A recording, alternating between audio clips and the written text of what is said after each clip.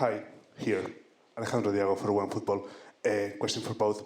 We are talking about you're facing one of the Spanish teams that has been playing better in the last weeks. We have seen in this tournament. What is your biggest concern about the Spanish team? What is your biggest worry right now, 24 hours before the final? Not so much concern, but my observations on the team would be that they have a very clear way of playing, a very settled team. They press really well with real intensity. Of course, like all Spanish teams, they keep possession of the ball exceptionally well. So, you have to be very well organised in the way that you play. But we've also kept the ball really well in the last few matches. In particular, we're showing our real selves and the side of ourselves, the version of ourselves that we wanted to bring into this tournament. That's been starting to come over the last 3 matches. So I thought we played very, very well against the Netherlands, and that's our intention again tomorrow night.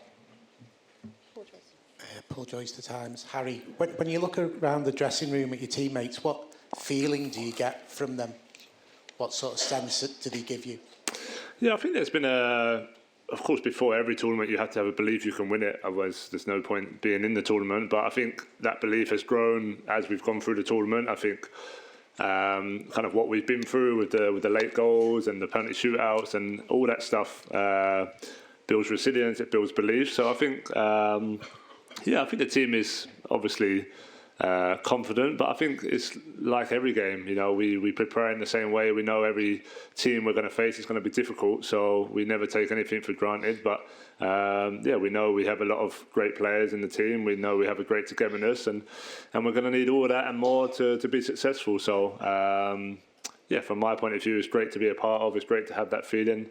I'm sure come tomorrow night there'll be a few nerves, there'll be excitement, but ultimately when you step out on that pitch, it's just doing your job and doing what we've done throughout the whole tournament.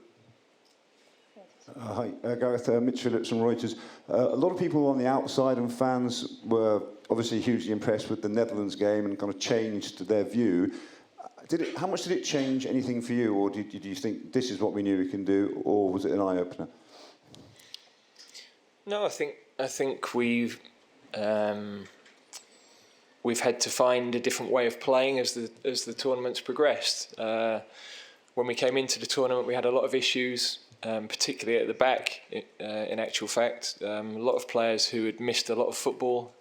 Towards the end of the season, John Stones hardly played for Manchester City. He's been absolutely exceptional. Mark Gay and Kieran Trippier, Luke Shaw, all out injured for months coming towards the end of the season.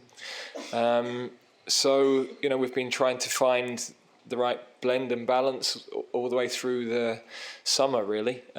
Lots of little issues to solve, trying to find the best balance for our attacking players because we've got super talent, but a lot that like to operate in similar areas.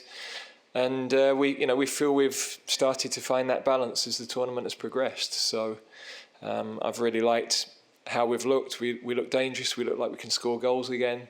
And I'm happy where the team are at going into this game. Question for Gareth from NRK Norway. You have a great penalty taker next to you, of course, but what's been the key for you to perform better at penalties, and who do you think deserves credit for that? Well, a lot of people involved. In the end, I believe it's a skill to be performed under pressure that you can practice and that you can improve.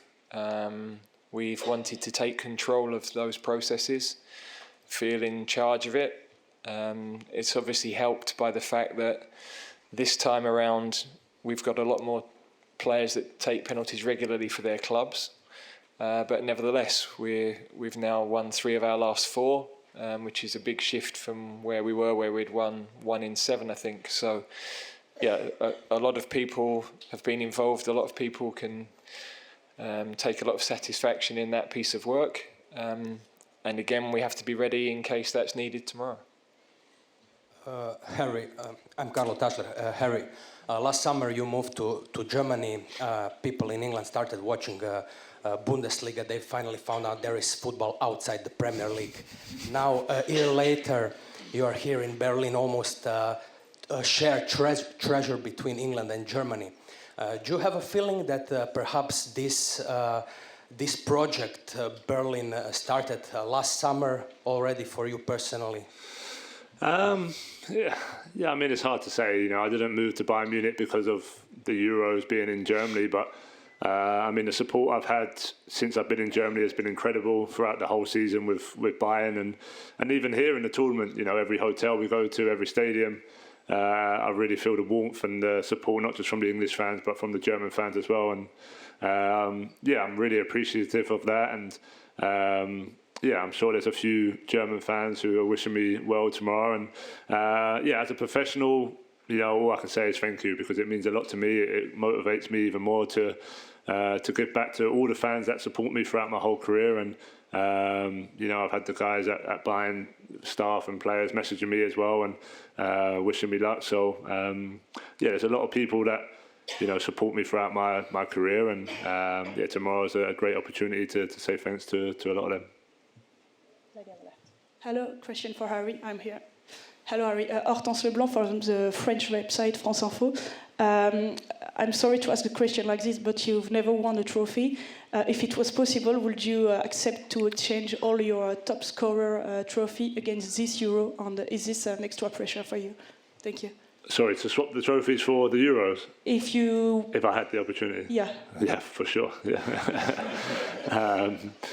No, of course, it's no secret, that I haven't won a team trophy, and every year that goes by, you're more motivated and you're more determined to change that. And tomorrow night I have the opportunity to win, one of the biggest you could ever win, and to make history with my nation, which I'm extremely proud to be English. So no question, I'd swap everything I've done in my career to have a special night and a win tomorrow evening. But that's not the case. So there's a lot of hard work from now until that moment. But I'm really determined to make tomorrow night a special one.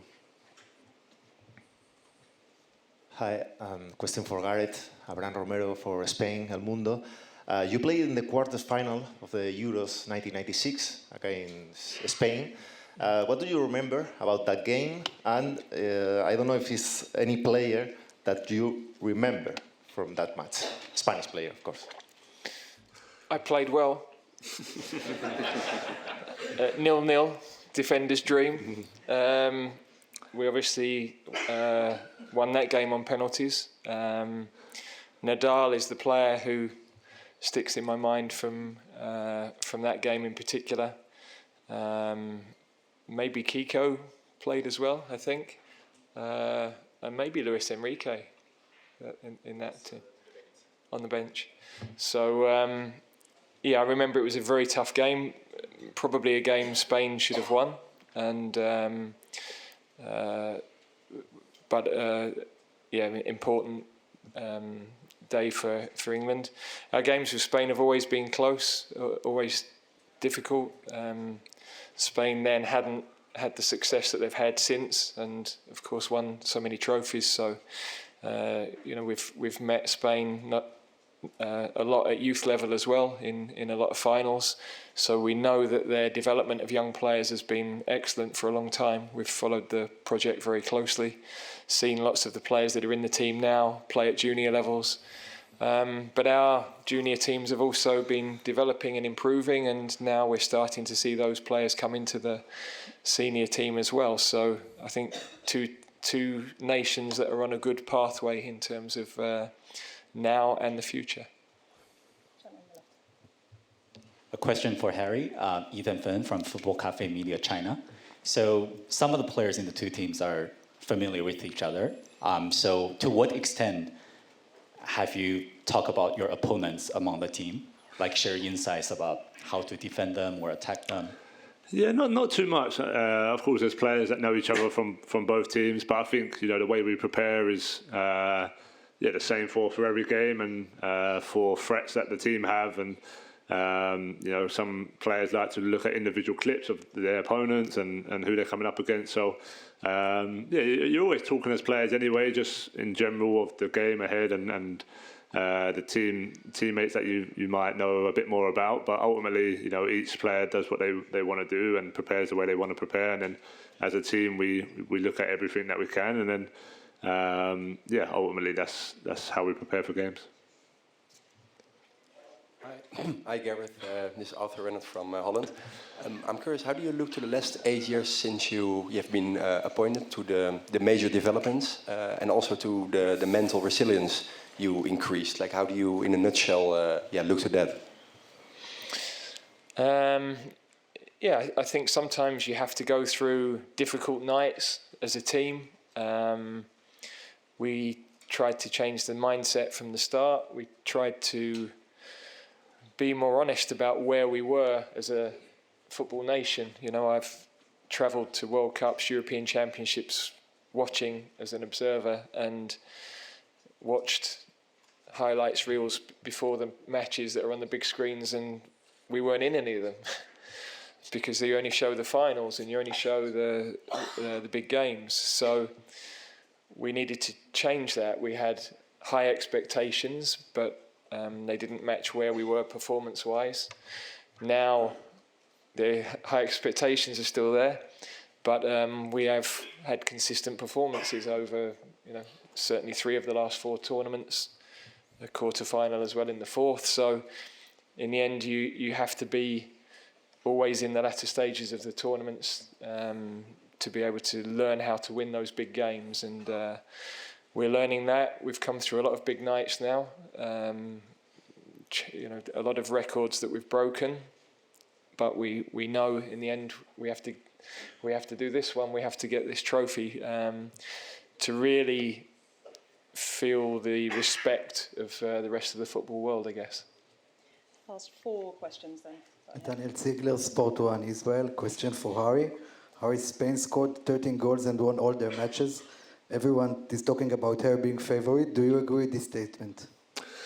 Yeah, look, that's not for me or the players to decide. That's for the media and the guys, the fans to think who are favourites. But Spain have had a fantastic tournament, so they've probably been the best team consistency-wise throughout the tournament. So they probably earned that right. But as we know, football in one game, anything can happen, and we back ourselves against anyone we play against. And we've been through difficult spells in this tournament, but we've come through the other side, and that builds a tremendous amount of belief and resilience, which is everything you need in a final as well. So we expect a tough game. We're in a European final, so we expect nothing less, and Spain will be difficult tomorrow night. Question here, which might be in Spanish. Hola, buenas tardes. Aquí Adrián Albets en directo para el Carrusel Deportivo de la cadena SER. Mi pregunta es para cualquiera de los dos, para Gareth o para Harry. Hoy Lamine Yamal cumple 17 años. No sé qué os dice este dato y que un jugador de esta edad esté jugando mañana una final de Eurocopa siendo protagonista como lo ha sido. ¿Cómo valoran la figura de Lamine Yamal y el hecho de que cumpla hoy 17 años?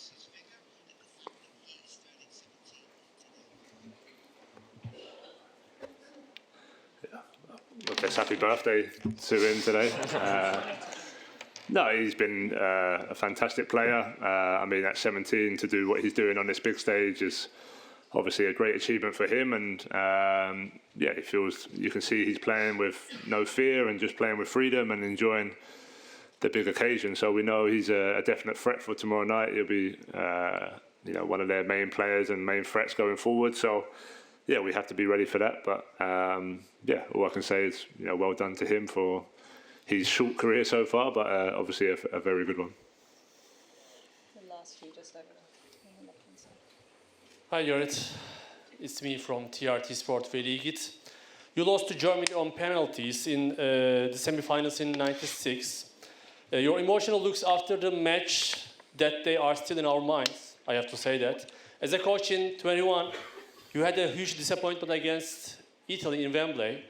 I think you have very different and strong emotions, but maybe tried to hide a little bit on your heart. I think so. Let us know your current feelings with all your sincerity and reality.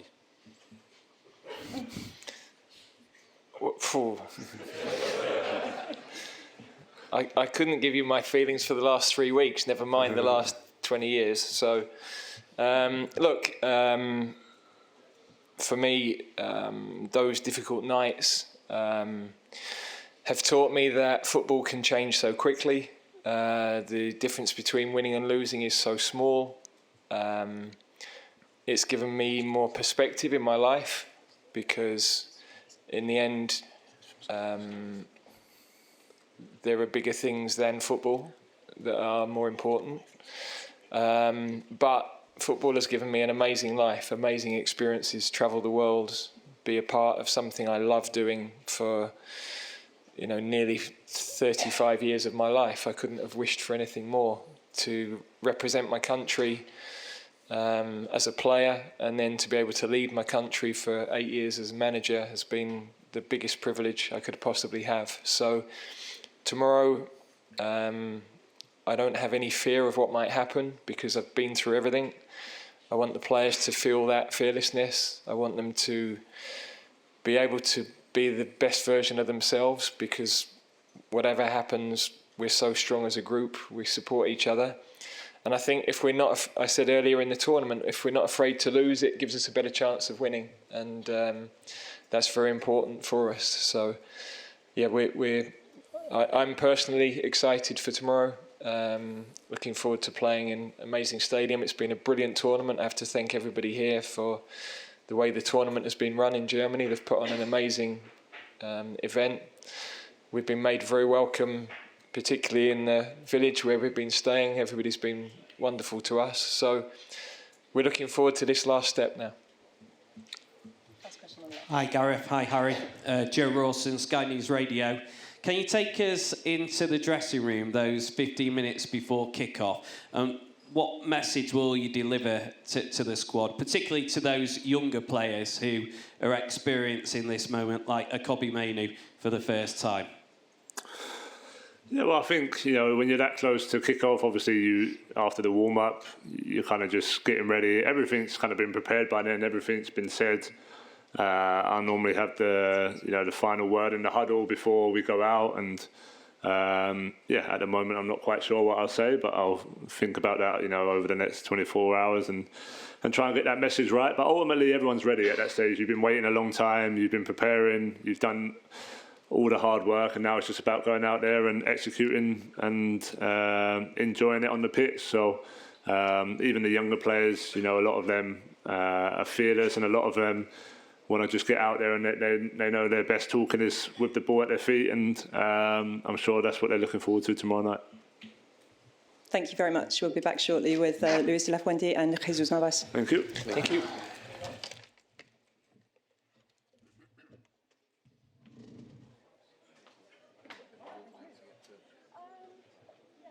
On AM, on DAB, via the talkSPORT app and on your smart speaker. talkSPORT.